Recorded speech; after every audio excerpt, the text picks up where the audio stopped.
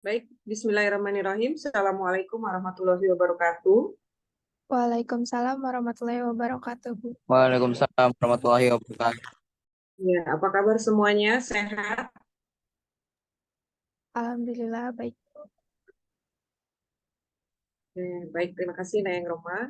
Ya, baik sebelum kita memulai agenda diskusi dari hasil observasi yang kalian semua lakukan di SMK maupun di SMK ya, terkait bagaimana implementasi dari kurikulum Merdeka Belajar, mari kita buka untuk agenda kita hari ini dengan membaca basmalah dan berdoa bersama. Baik, Bismillahirrahmanirrahim. Berdoa dipersilakan.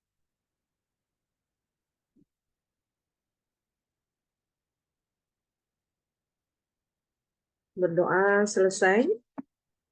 Ya, baik, untuk selanjutnya kita akan mulai beranjak kepada SMK 25 ya. SMK 25. Nah, untuk SMK 25 ini ya SMK 25 ini juga sama ya, bagaimana nanti Anda mempresentasikan hasil dari observasi yang dilakukan. Nah, silakan untuk selanjutnya menjelaskan bagaimana implementasi mulai dari struktur kurikulum, kemudian berkaitan dengan beban belajarnya, kemudian apakah ada hal-hal yang baru yang Anda bisa analisis dari kelemahan ataupun kekuatan yang menjadi kekuatan dari SMK tersebut ya. Dan tentunya kalau berbicara struktur kurikulum itu adalah berbicara mengenai bagaimana perangkat pembelajaran yang dibuat oleh mereka. Ya, apakah sudah cukup memadai ataukah memang masih terus adanya pengembangan karena memang ini baru tahun ketiga pelaksanaan dari kurikulum ini. Ya, baik, dipersilakan kepada tim dari SMK Negeri 25. Ya, Baik, terima kasih Bu Ati. Izin masuk. Assalamualaikum warahmatullahi wabarakatuh. Perkenalkan, kami dari kelompok 2 ingin mempresentasikan hasil observasi kami di SMK 25 Jakarta. Boleh di next? Sebelumnya perkenalkan anggota dari kelompok kami. Yang pertama itu ada saya sendiri, Aditya Putra Pratama, kemudian ada Aurelia Rizky Maharani, Nizar Abdul Wafi, Raisa Rasendria Agusti, dan Rian Maskuri.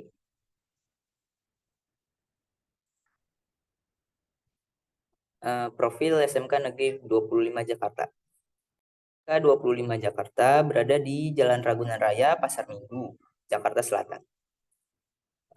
Sekolah kami benar-benar dekat ya sama Pasar Minggu. Boleh di next. Kerangka dasar kurikulum. Yang pertama itu capaian belajar.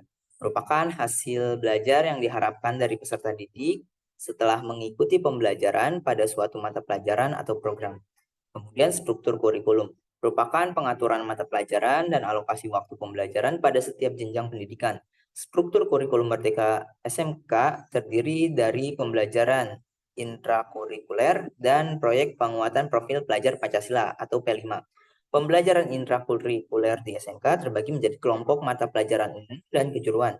Peserta didik juga dapat memilih konsentrasi keahlian sesuai dengan minat dan bakat mereka. Profil pelajar Pancasila merupakan gambaran ideal peserta didik yang berkarakter Pancasila dan memiliki kompetensi abad 21.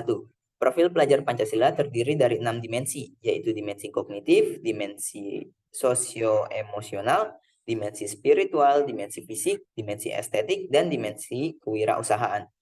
Kemudian pembelajaran dan asesmen. Proses dan metode yang digunakan oleh pendidik untuk mengimplementasikan kurikulum Merdeka. Pembelajaran dan asesmen harus sesuai dengan prinsip-prinsip pembelajaran dan asesmen yang ditetapkan oleh Kemendikbudristek, yaitu pembelajaran yang aktif, kreatif, efektif, dan menyenangkan atau PAKEM. Pembelajaran yang berpusat pada peserta didik atau PDP, dan asesmen yang otentik, berkelanjutan, dan berimbang.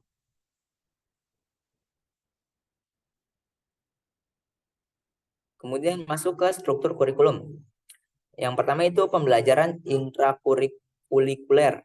pembelajaran yang dilakukan di dalam kelas dengan mengacu pada capaian pembelajaran. Pembelajaran intrakurikuler di SMK terbagi menjadi kelompok mata pelajaran umum dan kejuruan. Kelompok mata pelajaran umum meliputi proyek IPAS, bahasa Inggris, matematika, informatika, dan keahlian. Kelompok mata pelajaran kejuruan meliputi mata pelajaran kejuruan, mata pelajaran kreatif, dan kewirausahaan, dan mata pelajaran pilihan. Peserta didik juga dapat memilih konsentrasi keahlian sesuai dengan minat dan bakat mereka. Kemudian ada proyek penguatan profil pelajar Pancasila, kegiatan kurikuler yang memberikan kesempatan kepada peserta didik untuk mengeksplorasi ilmu pengetahuan, mengembangkan keterampilan, dan menguatkan pengembangan 6 dimensi profil pelajar Pancasila. Proyek penguatan profil pelajar Pancasila dilakukan dengan mempelajari secara mendalam tema-tema atau isu-isu penting dan melakukan aksi nyata sebagai respon terhadap isu-isu tersebut.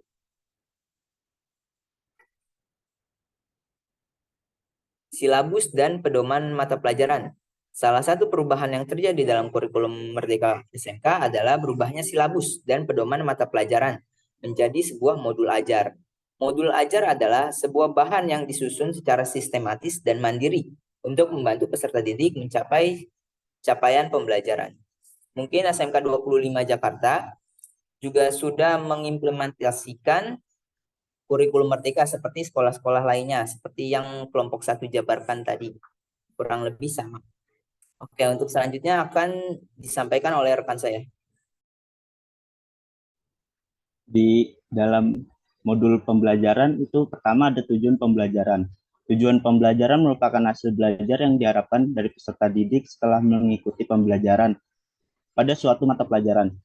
Berikut ini kami lampirkan tujuan pembelajaran yang ada di SMK Negeri 25 Jakarta. Contoh tujuan pembelajaran itu, yang pertama ada peserta didik dapat menjelaskan persamaan akuntansi, konsep debit dan kredit, penjurnalan, buku besar, saldo normal, dan laporan keuangan untuk akuntansi keuangan pemerintah daerah melalui literasi dengan baik. Kedua, ada peserta didik mampu menggunakan persamaan akuntansi, konsep debit dan kredit, penjurnalan, buku besar, saldo normal, dan laporan keuangan untuk akuntansi keuangan pemerintah daerah dengan tepat.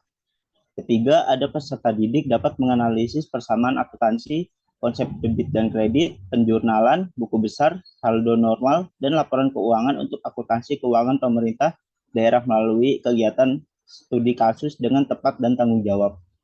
Keempat, ada peserta didik dapat mencontohkan pencatatan persamaan akuntansi, konsep debit dan kredit, penjurnalan, buku besar, saldo normal, dan laporan keuangan untuk akuntansi keuangan pemerintah daerah yang benar. Kelima, ada peserta didik dapat melakukan pencatatan persamaan akuntansi, konsep debit dan kredit, penjurnalan, buku besar, saldo normal, dan laporan keuangan untuk akuntansi keuangan pemerintah daerah melalui latihan studi kasus dengan benar dan tanggung jawab. Keenam, ada peserta didik dapat menyajikan pencatatan sistem persamaan akuntansi, konsep debit dan kredit, penjurnalan, buku besar, saldo normal, dan laporan keuangan untuk akuntansi keuangan pemerintah daerah melalui tugas individu dengan tepat.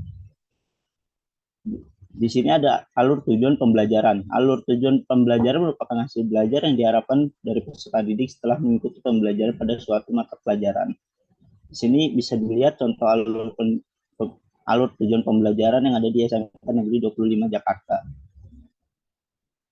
Berikutnya ada materi pembelajaran. Materi pembelajaran adalah materi yang disusun berdasarkan capaian pembelajaran dan alat tindak pelajaran yang ditetapkan oleh Kementerian Pendidikan, Kebudayaan, Riset, dan Teknologi. Materi ini dibagi menjadi beberapa fase, yaitu fase A, B, C, D, E, dan F. Setiap fase memiliki tujuan, lingkup, dan indikator yang berbeda-beda, sesuai dengan kompetensi yang ingin dicapai oleh peserta didik.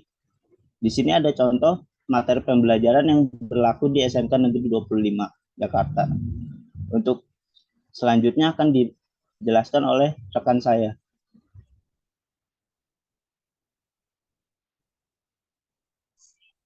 Yang ketiga ada metode pembelajaran. SMK Negeri 25 Jakarta menggunakan metode Problem Based Learning atau PBL, yang mana metode ini mengajak peserta didik untuk memecahkan masalah akuntansi yang nyata atau kontekstual dengan menggunakan proses saintifik Metode ini dapat meningkatkan kemampuan analisis sintetis dan evaluasi peserta didik.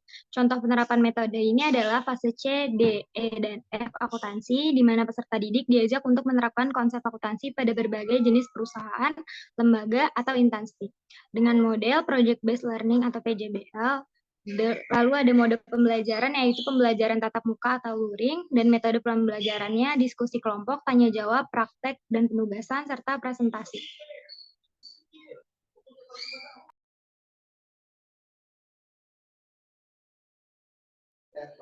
Lalu ada sumber dan media pembelajaran, yaitu ada sumber pembelajaran buku paket, modul internet, dan lainnya. Lalu ada bahan pembelajaran buku paket, modul, dan internet. Sarana dan prasarananya ada slide PowerPoint, LCD proyektor, internet, dan video pembelajaran.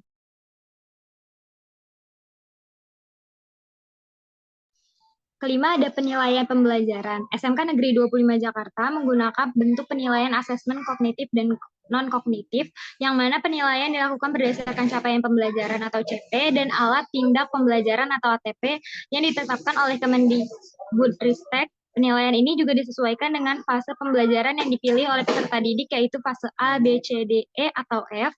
Setiap fase memiliki tujuan, lingkup, dan indikator yang berbeda-beda sesuai dengan kompetisi yang ingin dicapai oleh peserta didik. Bentuk penilaiannya ada asesmen non-kognitif dan kognitif. Capaian pembelajaran atau CP-nya ada pada akhir fase F, peserta didik mampu menjelaskan pengertian umum, mengidentifikasi persamaan dasar akuntansi, pemerintahan, peserta didik mampu menjelaskan ekuitas dana pemerintahan, peserta didik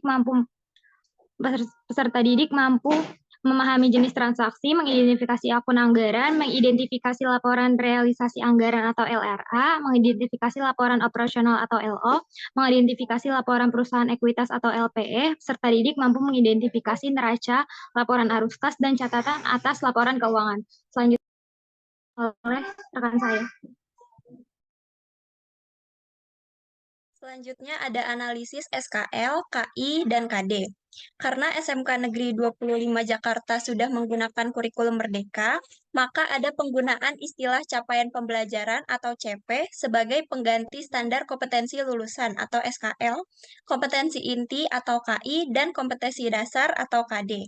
CP merupakan deskripsi kemampuan yang harus dicapai oleh peserta didik pada akhir proses pembelajaran. CP disusun berdasarkan profil pelajar Pancasila, kerangka klasifikasi nasional Indonesia, dan spektrum keahlian SMK. CP digunakan sebagai acuan dalam pengembangan standar isi, standar proses, standar penilaian, dan standar lainnya. CP juga digunakan sebagai pedoman dalam penentuan kelulusan peserta didik dari satuan pendidikan. Dengan demikian, CP Kurikulum Merdeka SMK lebih fleksibel, relevan, dan terintegrasi dengan tujuan pendidikan nasional.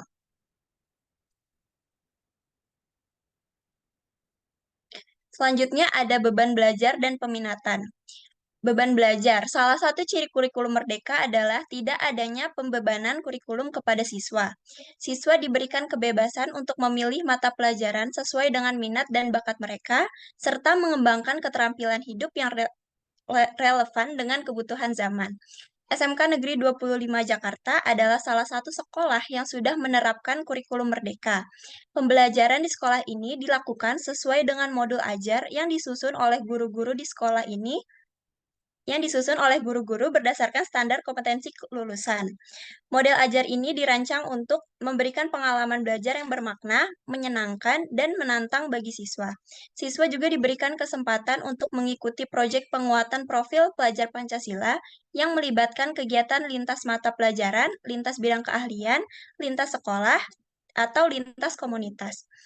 Yang kedua ada peminatan. Peminatan kurikulum Merdeka SMK Akuntansi adalah pilihan siswa untuk mengambil konsentrasi keahlian yang sesuai dengan bidang dan program keahlian SMK Akuntansi.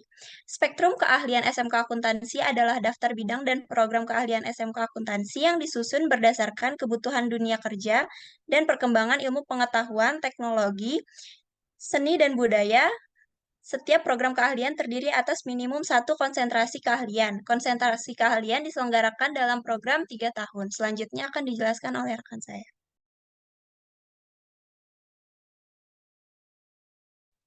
Selanjutnya ada analisis SWOT kurikulum merdeka.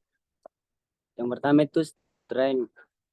Kurikulum Merdeka memberikan keleluasaan kepada SMK untuk menyusun dan melaksanakan kurikulum yang sesuai dengan kebutuhan dan lingkungan belajar peserta didik. Kurikulum Merdeka berfokus pada pengembangan keterampilan praktis dan karakter peserta didik melalui proyek penguatan profil pelajar Pancasila. Kurikulum Merdeka bekerja sama dengan dunia industri dan dunia kerja dalam proses pembelajaran, sehingga peserta didik dapat mendapatkan pengalaman langsung dan relevan dengan permintaan pasar kerja. Yang kedua ada weakness. Kurikulum Merdeka membutuhkan peningkatan kompetensi guru, baik dalam hal penguasaan materi, metode pembelajaran, maupun penggunaan teknologi informasi dan komunikasi. Kurikulum Merdeka membutuhkan peningkatan sarana dan prasarana pendukung pembelajaran seperti peralatan, laboratorium, bahan ajar, dan fasilitas lainnya. Kurikulum Merdeka membutuhkan peningkatan koordinasi dan komunikasi antara SMK, dunia industri, dan dunia kerja agar dapat menyesuaikan kurikulum dengan kebutuhan dan perkembangan terkini. Yang ketiga ada opportunities. Kurikulum Merdeka memberikan kesempatan kepada SMK untuk mengembangkan kreativitas dan inovasi dalam pembelajaran sehingga dapat meningkatkan kualitas dan daya saing lulusan. Kurikulum Merdeka memberikan kesempatan kepada SMK untuk menjalin kerjasama yang lebih luas dan intensif dengan dunia industri dan dunia kerja, sehingga dapat meningkatkan keterserapan dan kesesuaian lulusan dengan pasar kerja. Kurikulum Merdeka memberikan kesempatan kepada SMK untuk mengembangkan kurikulum yang berbasis lokal dan global, sehingga dapat meningkatkan relevansi dan keunggulan lulusan. Kemudian ada threats. Kurikulum Merdeka menghadapi tantangan dari stigma sosial yang masih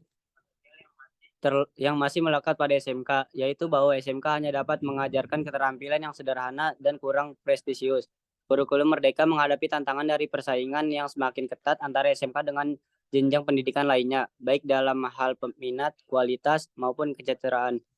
Kurikulum Merdeka menghadapi tantangan dari perubahan yang cepat dan dinamis di dunia industri dan dunia kerja, yang membutuhkan keterampilan dan kompetensi yang selalu terbarukan dan teradaptasi. Next.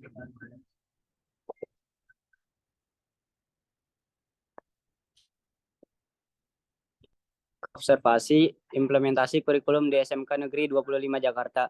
Berdasarkan observasi implementasi kurikulum di SMK Negeri 25 Jakarta, dapat disimpulkan bahwa sekolah ini sudah menganut kurikulum Merdeka seperti yang sudah dipaparkan. Kurikulum Merdeka adalah kurikulum yang memberikan kebebasan kepada siswa untuk memilih mata pelajaran sesuai dengan minat dan bakat mereka, serta mengembangkan keterampilan hidup yang relevan dan dengan kebutuhan zaman. Namun pihak sekolah mengatakan bahwa adanya kesulitan dalam pengimplementasian kurikulum Merdeka di sekolah tersebut karena terbatasnya fasilitas sarana dan prasarana belajar mengajar. Hal ini menyebabkan kurangnya variasi dan kualitas pembelajaran yang dapat disajikan kepada siswa, serta kurangnya dukungan dari orang tua dan masyarakat terkait dengan kurikulum Merdeka. Selanjutnya saya kembalikan ke moderator.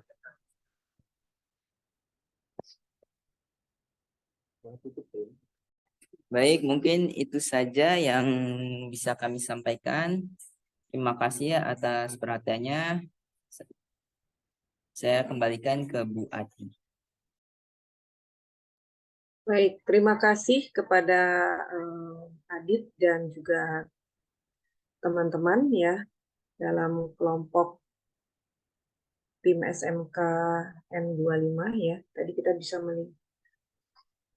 kita bisa melihat ya bagaimana pihak sekolah ini meramu sedemikian rupa ya pelaksanaan dari kurikulum Merdeka ya sampai dengan tadi melaksanakan ada project based learning ya. Dan itu harapannya adalah agar nanti lulusan ini bisa siap pakai ya, terutama dalam dunia kerja seperti itu ya. Oke, baik, terima kasih untuk Adit dan juga teman-teman. Oke, baik, untuk selanjutnya